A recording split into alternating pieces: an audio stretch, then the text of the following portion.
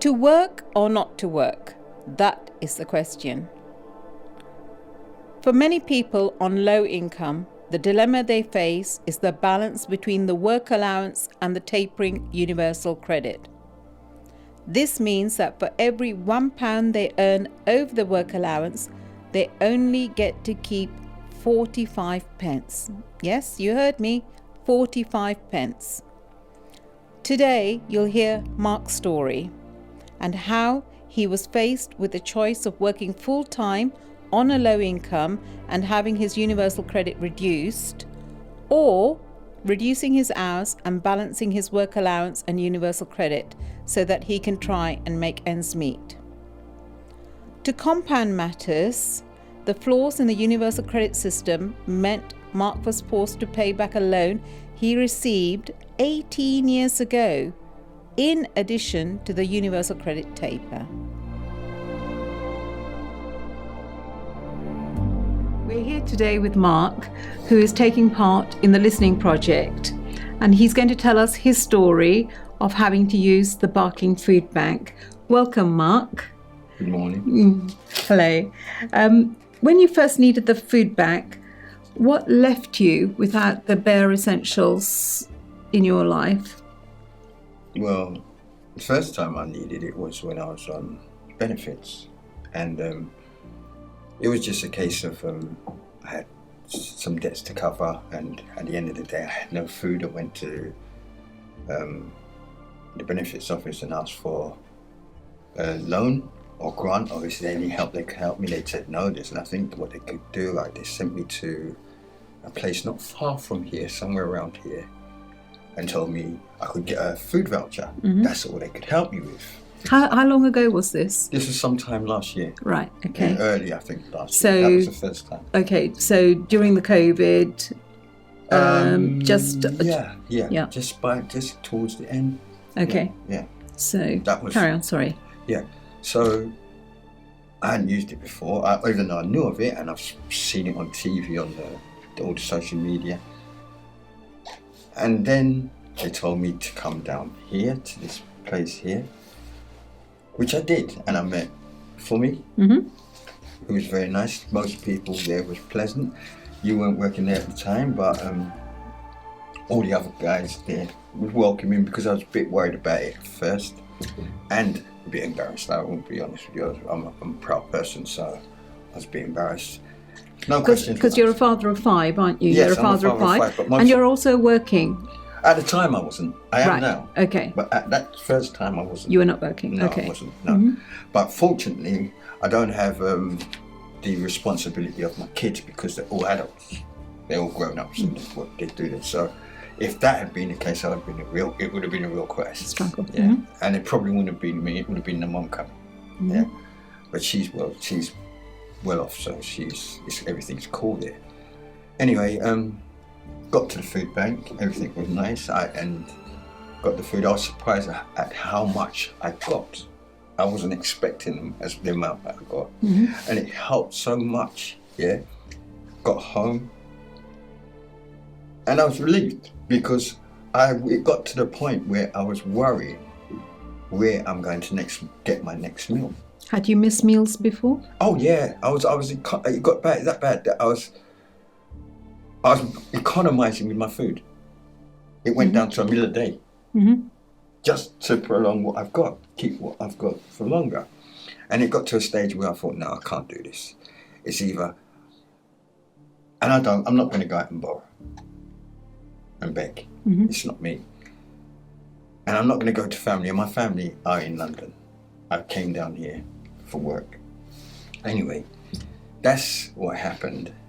And so I must have used it, I think I used it for about a couple of months, but then I got a job, thinking everything's going to change. Yeah. Yeah. Working, and for a while, when I say for a while, for the first maybe 2 months, it changed, because I didn't declare straight away that I had a job. I left it for 3 weeks before, just to see if I'm going to stay in the job, because I didn't want to come off the benefits and then have to reapply. But before my next payment, because I didn't want to get done for any crime. Yes. Like working and collecting benefits. So before 3 weeks, a week before my next payment, I alerted them that, yeah, I've got a job. Mm-hmm. And they said, okay, fair enough. They didn't say much initially, congratulations and all that, but then I got a call or a text, it was a text actually, that I've got to come into the benefits office. I said, I can't, I'm working, can you call me and do it by phone? Well, we do this one by phone, but you still have to come in because you have to declare your earnings. Now, I did not know all this because in the past, where I've had jobs, I think it's all changed now. Mm-hmm. I think so, because back in the day, it wasn't like that. Once you've got a job, you're off benefits. There's no, oh, we're going to monitor you for 18 months, right? And then I thought everything was good. The first few weeks, first week pay, second week, third week, yeah, so cushy, as I would say. Life was getting rosy, life was better for me. I was paying my bills, I mean, the household bills. And keeping your head above water. And having money. Yeah. Right? Then this call comes in and tells me that I've got to come and declare my earnings. This is in the second month now. I said, okay. On my day off, I'll do that. On my day off, I've gone into the benefits office, spoke to this guy. He goes, oh, from what you've earned, I mean, declare your earnings, they say, but they've got it there on the screen already. So what am I declaring? You already know. Mm-hmm. You're telling me to declare when you already know what I'm earning. He said, from what you've earned in the last, there's what you call an assessment period. I think that it was for a month. It was a month. It's not at any point, it's not at any day of the month. It could be any day from whenever you declared that you're working. They give you an assessment period. And this period of assessment was over a period of a month. And he said, well, over this period and this period, you've earned so. So therefore, you are going to have to pay so. He was not sure at the time. I said, are you sure? He goes, no, I'm not sure, but you will have to pay a certain amount. I didn't think much of it, yeah? Because I had to pay £1 when I was on benefits. I had to pay, it was an £899 they paid, and I paid £1 to make it 900, yeah? So I thought it would be something like that, or a bit more, maybe, like 10 or 20, you know. And anyway, it was much more. At first, it wasn't that bad, because I think the first one was they paid like 7 something. It was about £120 or something like that I had to pay, which I got a month, which was okay. But the opportunity for overtime, there's a lot of overtime. And so, you know, someone fresh in the job, but being off at work for so long, I was just grabbing it up. Raring to go, enjoying being back in employment. Eating it. Yeah. Now, as I said, I've got grown-up kids, but I've also got a 7-year-old. That's my youngest, yeah, who lives with her mum in London. So I have to take care of him as well, yeah. So I hadn't been taking that much care of him over the year. I was off benefits. I was on benefits, sorry. So therefore, I was kind of sporting him a bit, taking him out, buying him things, and giving my mum some money, and I still had change for myself. Yeah. Now I don't drink alcohol. I smoke, but I'm not a heavy smoker in that sense. Then the next month comes, and because I've done all this overtime, they're telling me I've got to pay so much amount. I'm like, pardon me, I'm not to pay all of it. I said, are you sure? They goes, yeah, because you earned this. I said, well, so what's the... And then we did some calculations, and then it became that you have earned so much money, so you have to pay nearly all your rent. But you might have to cut down your hours because it's obvious that you're better off on benefits because you are now left with, I can't remember the amount, it wasn't more than £150. I think it was £120 at the end of the month. Whereas, and that wouldn't have even covered your food bills, transport. Transport was about 50 quid to and fro from work a week. Right. A week. Because I had to travel to Brixton as well, so it wasn't only work. Remember, that was with transport to work and the train all the way back to Brixton. It was really, really difficult. So I was putting like 45, 50 quid a week on my Oyster. Now I'd lost the privilege of having half price that I had when I was on benefits, because you pay half price on fares. I'd lost that because now I'm working. All privileges that you get when you're on benefits. The only thing they helped me with was my benefits. I lost my dome money, what we call it.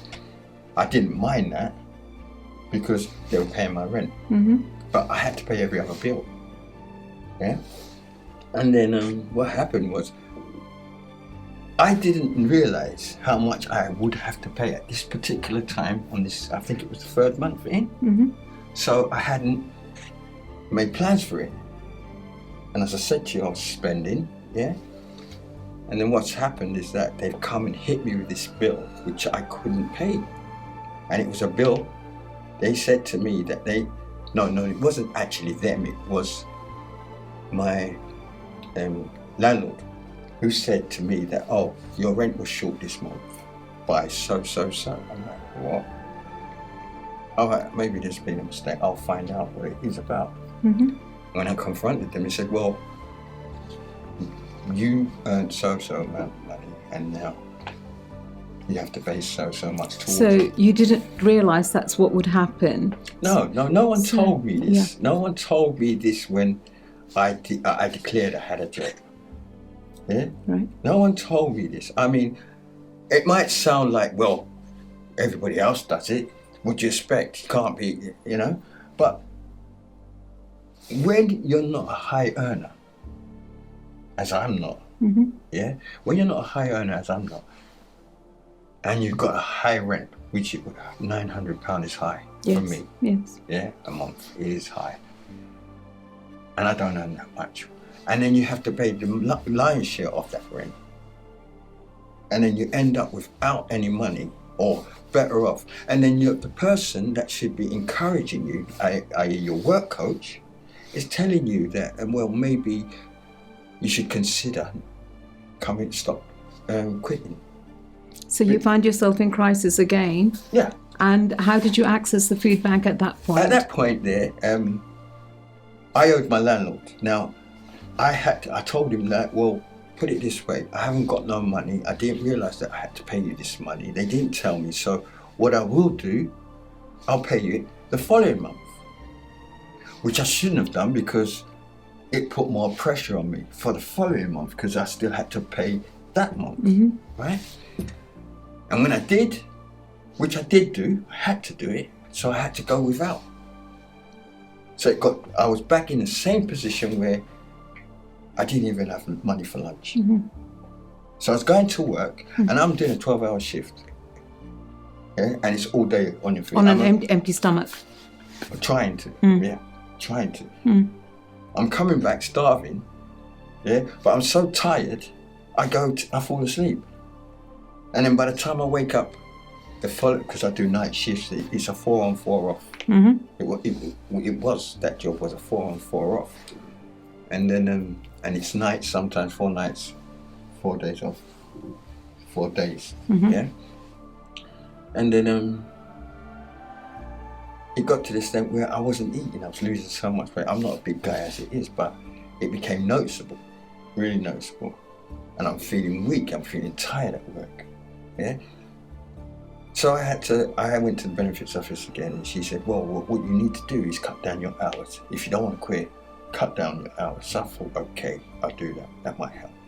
But it didn't help because what it did, I cut down my hours, the rent came down, my contributions came down, but I'm still not better off because I wasn't earning as much, I didn't have to pay as much, but at the end of the day, the dividends was the same. I was better off stop quitting work and staying on the dough. And this upset me because my coach, instead of encouraging me, this is what I was told. You might as well sit on the dough. I know it's wrong, but... So at this point, this is a year ago, you then had to access the food bank? I had to. She gave me,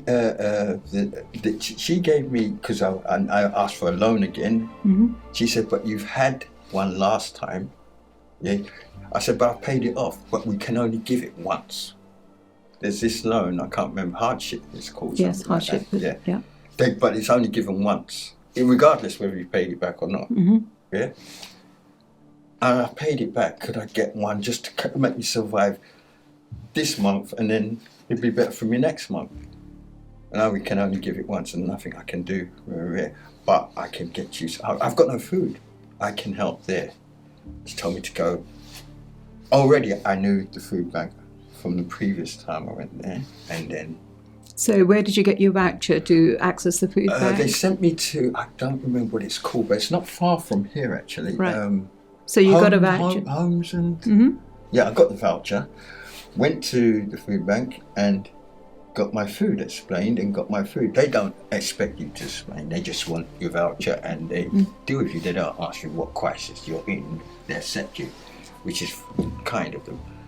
And I was in it, but I was working and it was hard for me to sit and talk to people like for me and this young lady here and say I'm working, because it felt like I was a cheat.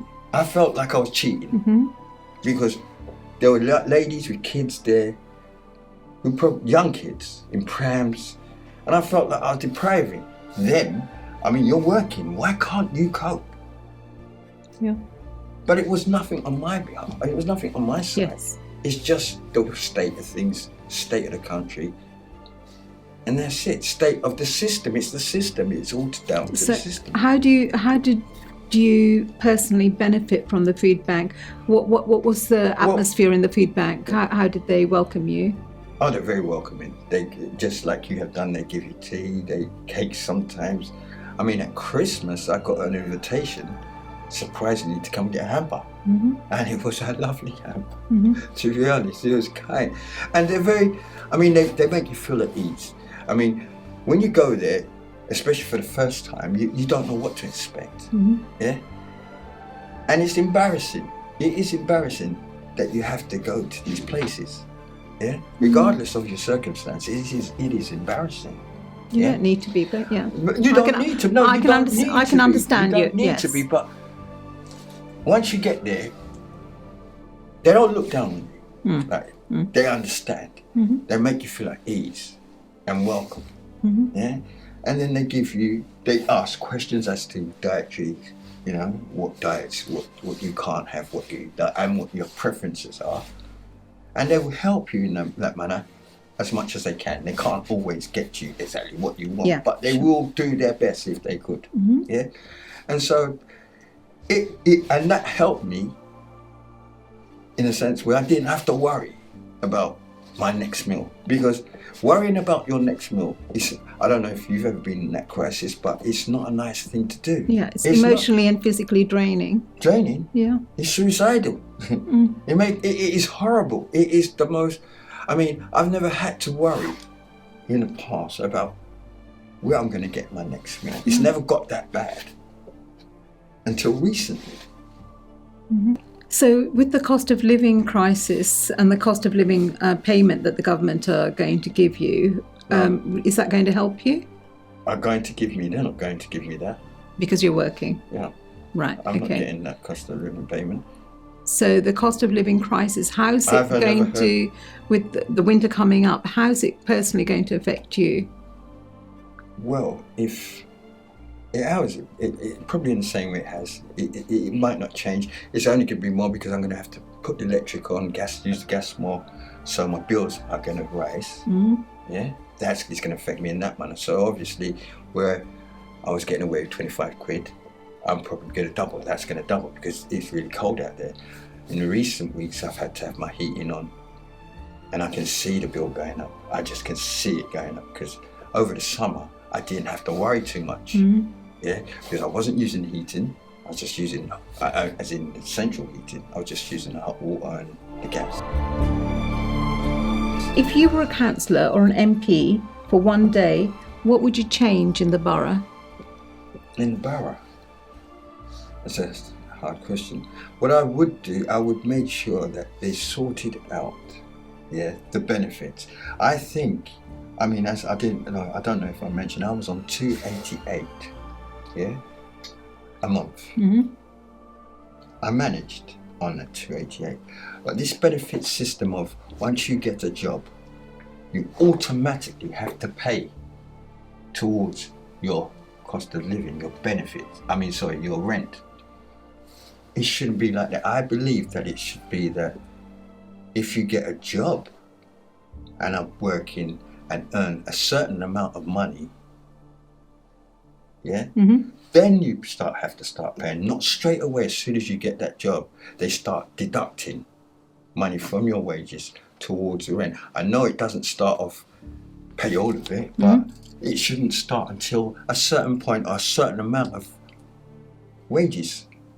So if you're on a salary or wage or whatever you earn a week, it should start at a certain point if you earn above this. Right. Yeah. Okay. Because if it's going to make you better off to be on the dole, then what's the point in having a job? Yeah. Yeah. So what would you like the government to understand about financial hardship? I would like them to understand that basically it's not easy at all. It's hard. A lot of people are depressed over it. It causes a lot of illness, stress, depression. And if you're feeling that way, I class myself as a strong person. I've never had suicidal thoughts or like that. But I'll be honest with you, there was a point where I was giving up. I was actually giving up because I couldn't see a way out. I couldn't see a way out. I thought everything's going to be okay now. I'm working. But it wasn't. It was worse. Because all I was doing was working for my rent and getting nowhere. Yeah. So what I would like them to do is consider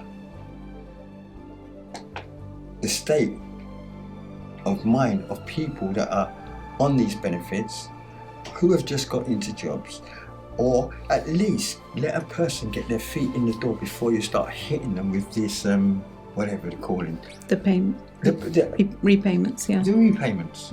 Not in the first month, the second month.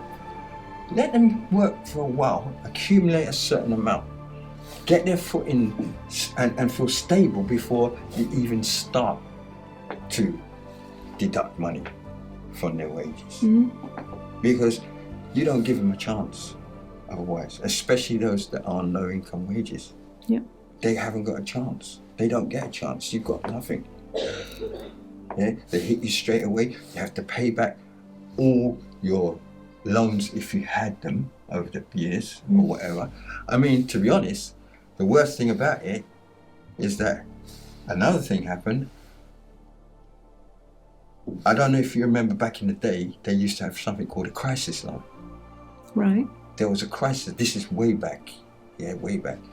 Now, for some reason, years ago, I must have got crisis loans, which you're meant to pay back. It's not a loan where it's not a grant, you have to pay it back, but you pay it back instrumentally, like you don't pay it all at once. And what happened was, a loan that I got from 1994, they hit me with it recently, just before Christmas. I did it when it was a £1,500 all in all crisis loan. And I said to them, well, I've been about over the years, we couldn't trace you. I said, what do you mean you couldn't trace me? I'm either working, so obviously inland revenue can trace me, or I've been on the dole. So how could you not trace me over the last 18 years?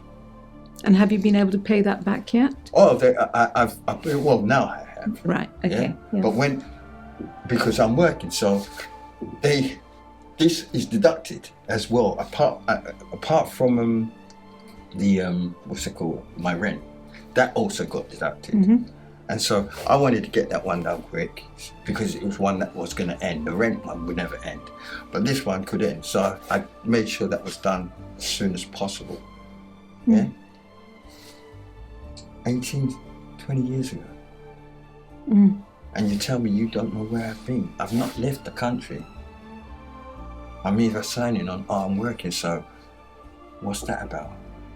And you hit me now. once you see I'm working again. It didn't make sense.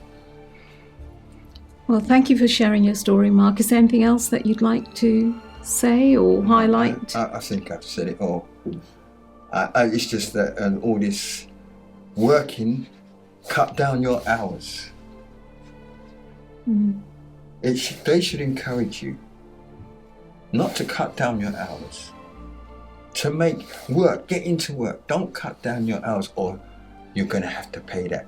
Just give us a chance to surface the water, get on top, afloat the water, before you start hitting us with whatever grants we've had, whatever loans we've had, or paybacks. But they do it straight away. They need to take these things into consideration because it's keeping people on benefits, because a lot of people I know are saying, well, I'm not going to get a job because I'll be better off on the benefits. So why should I go out there, graft all day? Yeah. At the end of the month, I'm getting less than what I get. I can sit at home and do what I want, watch TV, do what I want, and then and at the end of the month, I'd still be better off than if I was working. And you can't blame them. You cannot blame them. And I began to feel like that. Yeah. And if it wasn't for the food bank, I probably would have ended back up on the dough. I probably would have ended back on benefits. I mean, now I'm not working at the same place because I had to cut down my hours, and it was shift work, and they told us that, listen, you have to do a minimum of so many hours. I think it was 48 hours. You have to do a minimum of that. Anything less, we can't keep you on. Now, my work coach is telling me cut down. So I had to give it up. So now I'm working in a place where I can do a certain amount of hours, and they will allow me to do those certain amount of hours because I'm part-time now. But I'm not earning that much, and now cover my rent. So I've got to be very careful how much I work. Otherwise, I'm going to end up in the crisis that I am. I mean, I used the food bank very recently. Right. I think 2 weeks ago, they've got this thing where they have on Tuesdays where you can get fresh food. Fresh food, yes. Yeah, which you don't have to have a voucher for, but I think I used my last voucher about 3 weeks ago because, yeah, it has been hard, and it is hard. So that is my story. Thank you very much, Mark, for sharing your story with us as part of the Listening Project. Thank you. Thank you.